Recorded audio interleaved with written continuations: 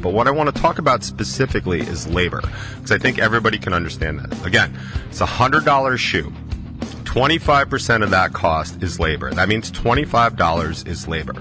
Nikes, for the most part, these days are made in Vietnam. The average hourly wage in Vietnam, which is not the worst, by the way, is $2.50 an hour. That's your average wage for a Nike worker to make a Nike shoe.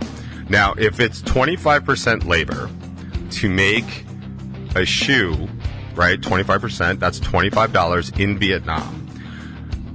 Okay, $25. Now, let's say we move that factory to Alabama. Alabama has one of the lowest minimum wages, probably not surprising to anybody, but their minimum wage is $7.25 an hour, right? Significantly more than $2.50. So if it takes 10 hours, that's $2.50 times 10 is $25. That's the cost of the shoe.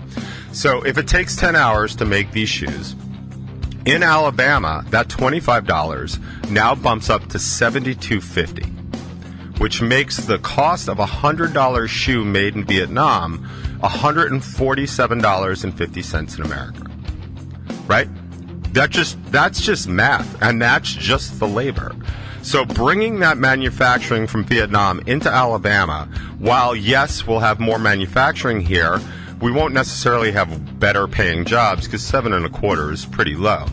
But still, at its bare minimum, we are raising the cost to the American consumer from $100 to $147.50. That's just math. And that's in Alabama. Let's say we bring that manufacturing to somewhere like Nebraska. I'm leaving the Northeast and the West Coast out of this. I'm leaving Colorado and Illinois out of this. Their minimum wages are closer to $15 to $17. Just leaving that out. The minimum wage in Nebraska is $12 an hour. So let's just say we take this factory from Vietnam and we move it to Omaha. That labor, that 10 hours of labor to make this pair of shoes is now $120. That is more than the cost of the shoe by itself. So we'll be looking at a cost in America of an American-made shoe from $100 now to $195 for the exact same product, just simply made in America. Now, I think just mathematically speaking, everybody understands that that's way too much money. And that way too much money is exactly why we offshored all this stuff in the first place. Now, I'm not saying it's a bad idea, because having internal at-home manufacturing is a good idea. But not everything in a global economy needs to be made here if it makes sense to make stuff elsewhere.